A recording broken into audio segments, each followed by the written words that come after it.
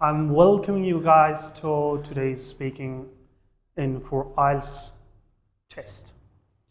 So, what to do and what are the most important things in IELTS test, especially in section of speaking.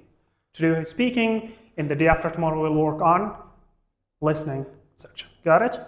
So today for speaking, what characteristics or what points or which points are the most important thing or to go ahead with them. Got it? So now there is a video like real test, okay? So I'll test. I'll play the sample. It is a sample. So in first step in IELTS actually speaking test, there is like a short interview, okay? It's like an interview. For example, she is the candidate and he is the examiner, okay? The person who examined this one, okay? So this lady got 9 number, okay? Got 9 number. 9 number is the top number of IELTS for every 4 sections. Reading, writing, listening, speaking. And she got 9 number, the top number in a speaking test, okay? So why? What are the reasons, okay? There is actually 2 steps in IELTS test.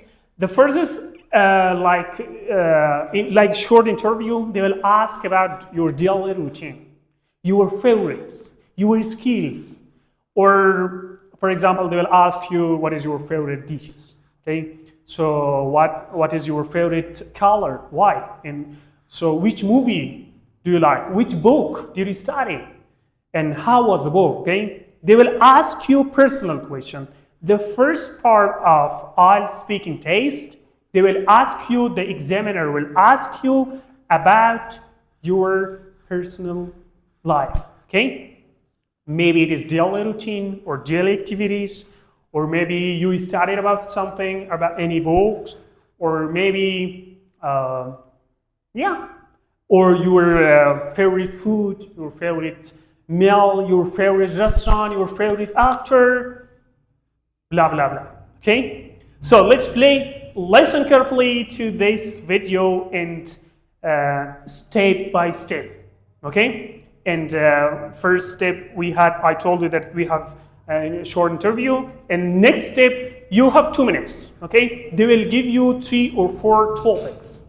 They will give you 3 or 4 topics, choose one of them, and you have 2 minutes to get to short note or to make yourself ready for the speaking, okay? And it is like monologue, presentation, or speech, okay? You release a speech or talk about any title. For example, they will give you any title like artificial intelligence, like economy, like any title, okay? You should choose one of them and talk as much better as you can. In that part, the last part is very important, okay? So the first part is like conversation, it is too easy. And the second part is somehow difficult and confusing. So because you have to talk a lot and you should use complex sentences, you should use phrasal verbs, you should use actually technical words and bold words and actually essential words, okay? So now let's play the video and listen carefully what is going on there. And at the end, if you have any question, and I will talk. And step by step, I'll introduce for you the states of IELTS speaking test. Got it? Are you ready? Let's go.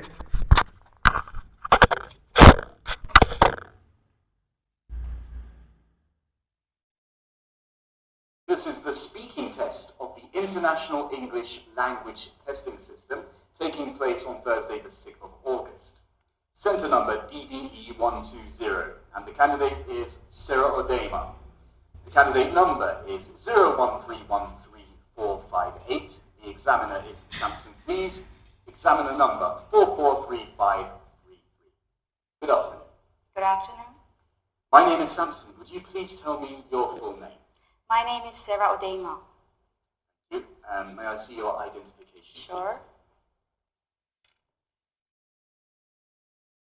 Please? Thank you. Yes. The first step, he's saying that it's the examiner number, or that is the examiner, okay? He's the examiner, number, and candidate number, okay? They will tell you the serial number. When you are having the test, okay, there is a serial number or ID number, okay? They will tell you. And here, he asked about ID card, okay? Identification card, okay? So yeah, or ID card. Why? Do you know why? Like passport or maybe your testicular or ID card, okay? They ask why? Because they should see that it is you, okay? No one can actually participate instead of you, okay? Got it? You yourself, because they'll check your ID card and your actually the photo, everything, okay? No cheating. You yourself should do it. No, anyone else cannot do it. Got it? So, let's go. In the first part of the exam, I will ask you some personal questions. Are you a student or do you work now? Presently, I am working as a teacher. Okay. And why did you choose this job? I chose to become a teacher because I feel like teaching is part of me. And when I am in the classroom, I really feel happy that I help my students improve themselves in a wide range of areas. And what I like most about teaching is I feel like I'm elevating the level of the knowledge of my students. Is there anything about your job you would like to change? Not really. However, when I come to think of the payment, I wish I could go back in time and opt for another career because of the low payment. Sometimes it really brings me down, and it's the thing that really keeps me frustrated all the time. Right. I'd like to move on and ask you some questions about shopping. Who does most of the shopping in your household? Well, actually, it's not only one person who does the shopping for the household. I would say it's a shared responsibility, and everyone has a role to play in the household. So we always tend to go shopping together. And what type of shopping do you like and why? What I like most about shopping, when it comes to shopping, is buying presents for my friends or maybe people's birthdays or even Christmas. My favorite store is a bookstore, which is in the list of my top priority. And I believe if I buy a book for someone, it is not only considered a gift, but also I can help that person gain another piece of knowledge. So it brings me a great sense of satisfaction. Great. And is shopping a popular activity in your country? Why not? It is indeed. On Thursdays and Fridays, people pour into the streets and shopping centers. It is considered more as a leisure activity than just, they are not aiming to buy something practical. So I see that most teenagers and people go shopping, go sometimes window shopping, or they wander around the mall. So I don't think they buy something practical for. Okay. So what type of shops do teenagers like best in your country? Well, I haven't thought about this before, but obviously, like any other teenagers, they are much more into shopping clothes, makeup to beautify themselves, or maybe some music stuffs, and these kind of things. Right. Okay, let's talk about films. How often do you go to the cinema? To be honest with you, I don't even get to go to the movies. I only manage to watch 1 to 2 films every week. And after a long day of teaching, what I love most is, snuggling up on a sofa and watch my favorite film, which really helps me unwind. I usually do this on Fridays. And what type of films much into drama and historical movies because it can help me gain a better understanding of the historical events in the past and even about the human emotions in the past. So I believe there is always something to learn from the past events, historical events, and even to pass it on to the upcoming generations in the future. Wonderful. Okay, that is the end of part one. We'll now move on to part two. Yeah. It was part one. What was part one? Part one was about your personal information. Okay, they will ask you about like for shopping, what mostly what do you shop? Okay, or do you go window shopping or actually real shopping? Do you know window shopping? It means no, window shopping means you're just going and looking. You're not buying. Okay, so your job actually. So and. So it was the first section. Okay, I told you that it is about personal question. Okay, so they will ask personally. Okay, so it is easy. The first it is like interview. Okay, this part is easy. So let's go to the second part in part two.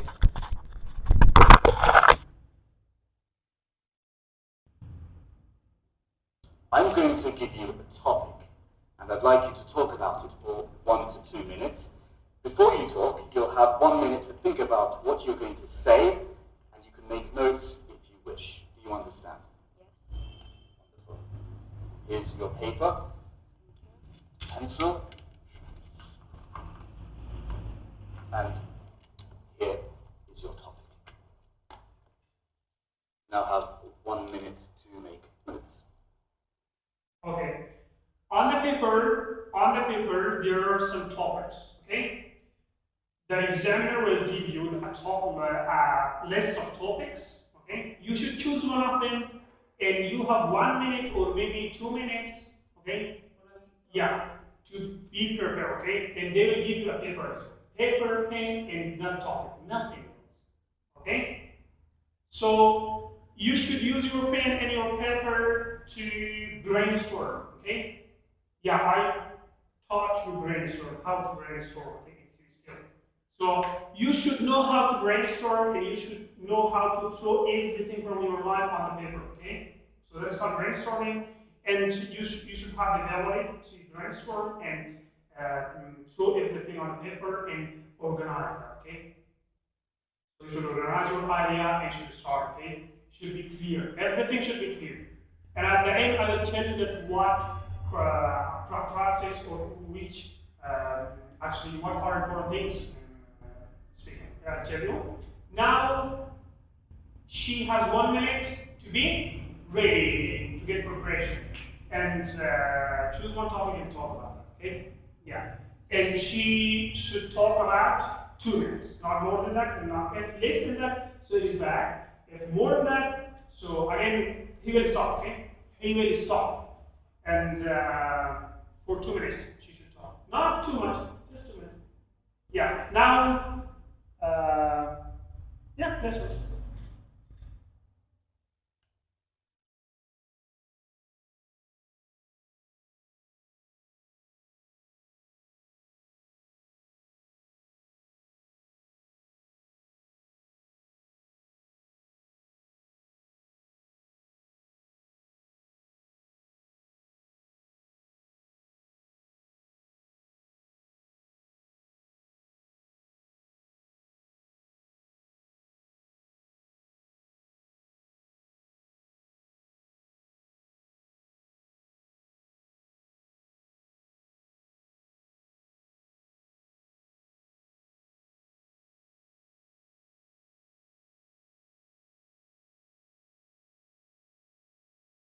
Yeah, this part is very important. Okay? You should brainstorm correctly. You should organize your idea correctly. Part is important. Okay, you will now have 2 minutes to speak about your topic. Don't worry if the time is over. I will stop you after the 2 minutes. You may start speaking now. I would like to talk about the time I would. Yeah, he said something, okay? Don't be worried if the time is Okay? Don't go fast, okay? Relax, just to speak. If the time is up, I will stop you, okay? The examiner says. No important, but in TOEFL exam, it is different somehow. But you should organize your time. But here, just keep continue, okay? Go ahead. Be relaxed and release your information all you have, okay? So, yeah, be relaxed. Just go ahead, speak. If the time is up, he will or she will stop you, okay? The examiner. Just being relaxed and energetic is really important, okay? Got it? So she started.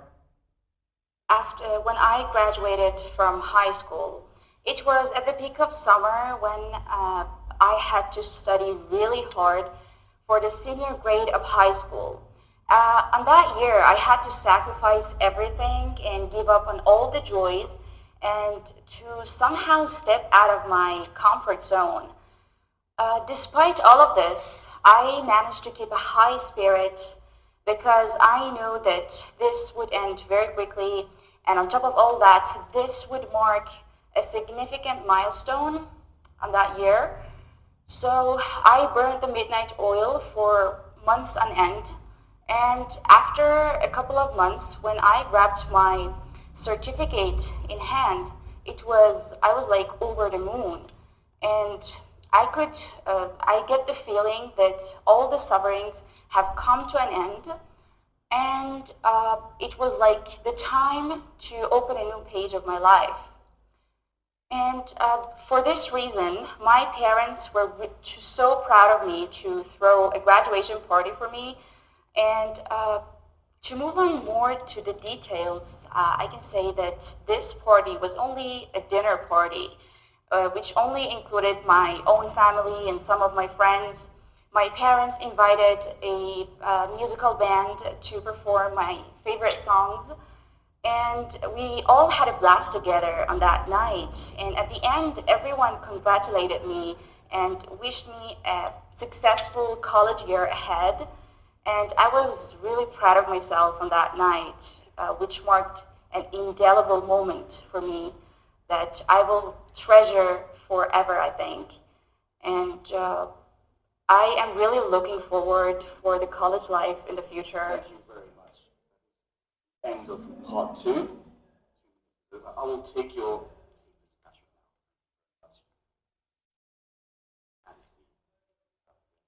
topic. Thank you. Yeah, it was for part 2. So, it was for part 2. Now it is time for feedback. Look, actually, before feedback, let's do this 4 things. Okay, go to work on this.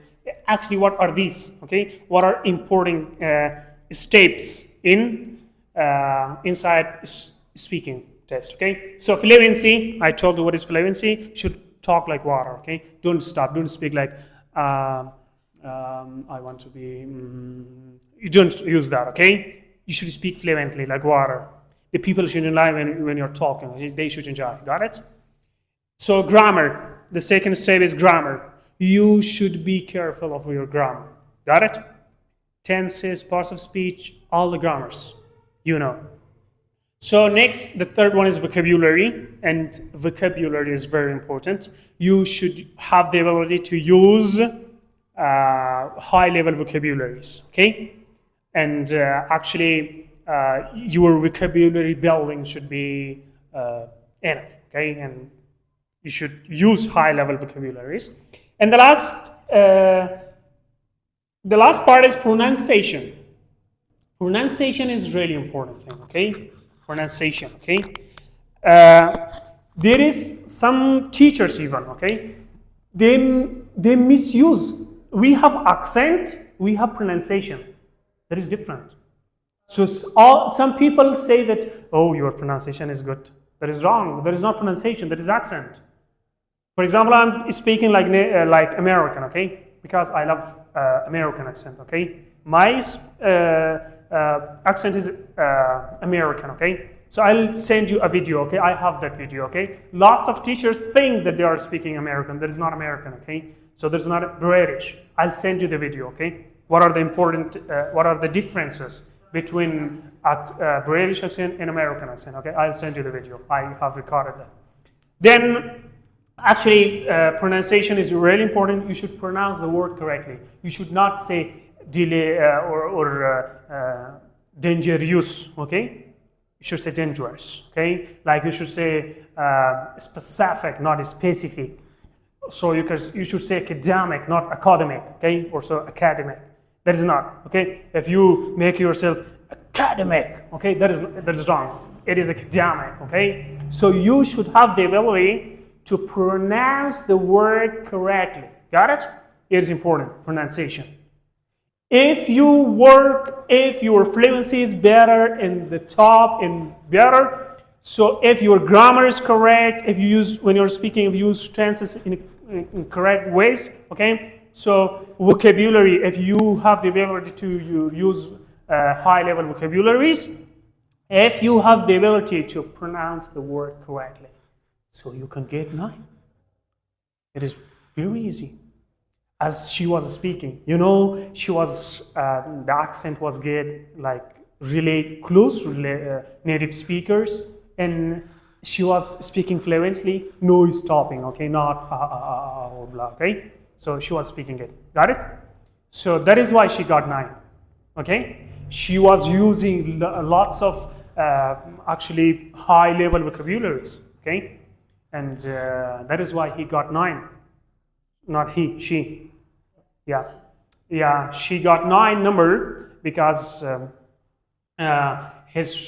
fluency was good, her grammar was good, her vocabulary was good, okay? And as well, pronunciation was correct. Got it? Then that is why she got 9 number in IELTS. So now it is time for feedback. Feedback, actually, watch the video for feedback and why she got 9, okay? Why?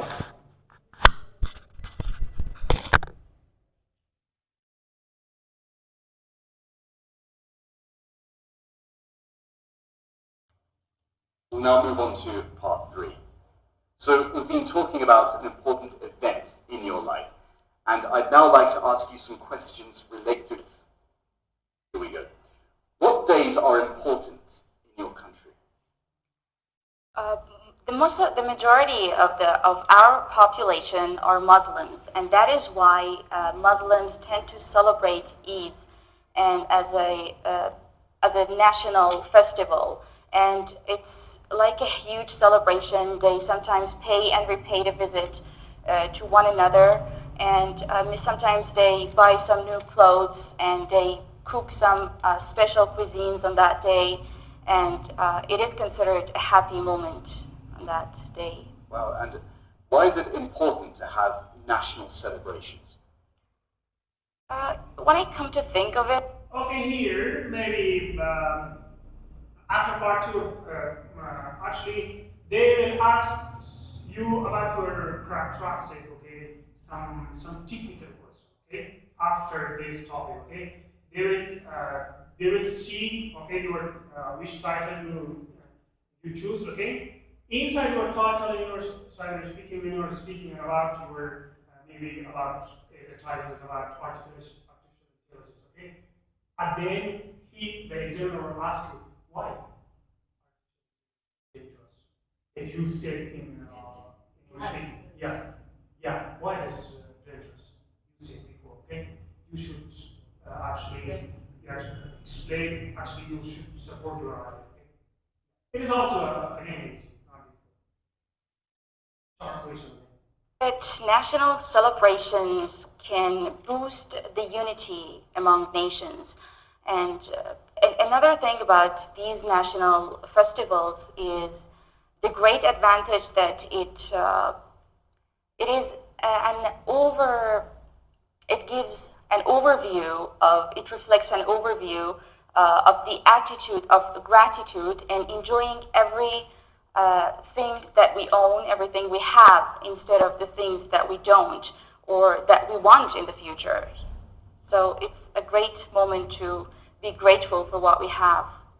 And how is the way your national celebrations are celebrated now different from the way they were celebrated in the past? Actually, I am not very into the celebrations that have happened, that people used to have in the past. But about today, I think people tend to care a lot more about some private parties that people in the past didn't used to have. It's something that people in the past, I think, used to celebrate more indoors, whereas today people are celebrating outdoors with their friends. Like teenagers, they are, more reluctant than ever to celebrate these national festivals with their family members or relatives. They like to have their own independent lives and enjoy themselves independently. Okay, and are there any celebrations from other countries that you celebrate in your country?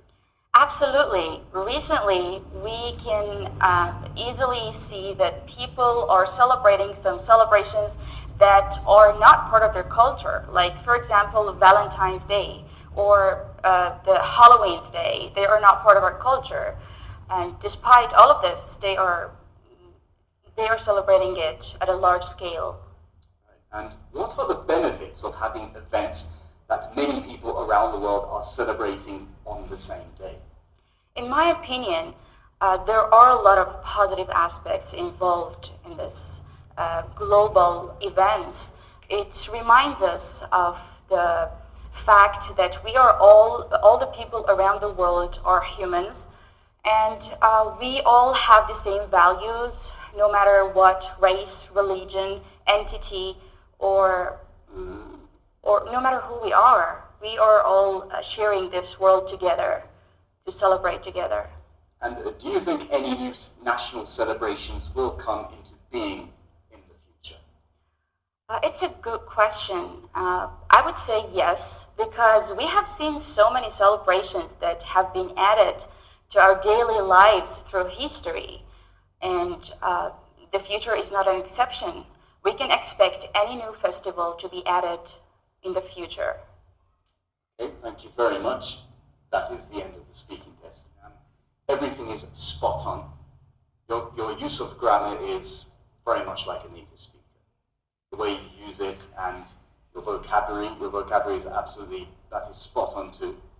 I like the way you use it. Your use of vocabulary is very wide. It's got a great variety. And I would definitely say that you're a band 9 because you're ticking all the boxes that the examiners want in this IELTS speaking test. I mean, when you had these, you had a few pauses in between, but that's what a native speaker would do. They would pause in between and obviously move on to the rest of their story. Because you were thinking about your story. You were not looking for a new choice of words or any idioms which you were using naturally in some of your answers. You use them exactly where they were supposed to be used. You weren't using too much of them because we get this a lot, especially over here. We have a lot of examiners saying, the more idioms you use, the better, that's going to give you points. That's not the case at all. The examiner doesn't want to see someone talking more complicated. They want to see that you're natural. That's why we call it coherence. Coherence is your natural way of speaking, to be something close to a native speaker, being fluent. And your pronunciations are all absolutely perfect, 100% spot on. So you really don't have any trouble getting this band 9. You are naturally a band 9, and you're speaking loudly. That obviously helps a lot. If I was going to tell you to be any better than you are now, make any improvements for this test, I would say just speak slightly slower to just the eye of the time, or think about the time, because obviously you have 2 minutes to speak in part 2.